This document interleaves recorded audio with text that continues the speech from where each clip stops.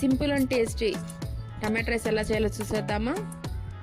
దానికోసం ముందుగా ప్యాన్ పెట్టుకొని అందులో జీడిపప్పు వేసుకొని మంచిగా రోస్ట్ చేసుకొని పక్కన తీసుకోవాలి. అదే ప్యాన్లో మరికొద్దిగా పల్లీలు కూడా వేసుకొని వేయించుకొని పక్కన పెట్టుకోవాలి. కడాయిలో కొద్దిగా తాలింపు గింజలు, ఉల్లిపాయ, పచ్చిమిర్చి, కొద్దిగా కరివేపాకు వేసుకొని రోస్ట్ చేసుకున్న తర్వాత అందులో ముందుగా తరిగి పెట్టుకున్న టమాటాలను కూడా వేసుకొని మంచిగా కలుపుకోవాలి.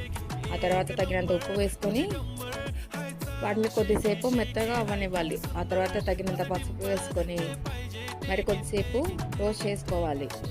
తర్వాత కొద్దిగా కొత్తిమీర వేసుకొని ఆ తర్వాత ముందుగా రోస్ట్ చేసి పెట్టుకున్న క్యాషు పల్లీలను కలుపుకొని మొత్తంగా మరి కొద్దిసేపు ఫ్రై చేసుకోవాలి.